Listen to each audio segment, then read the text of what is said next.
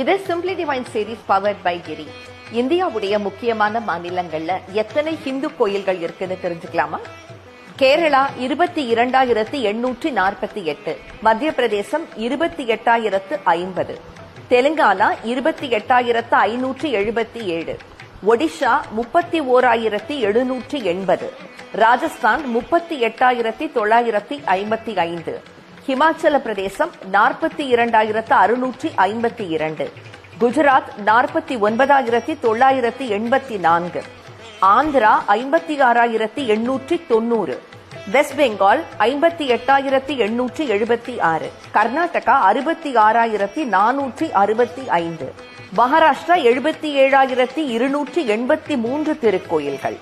அதிகமான கோயில்கள் இருக்கிற முதல் மாநிலம் எது தெரியுமா? நம்ம தமிழ்நாடு தாங்க.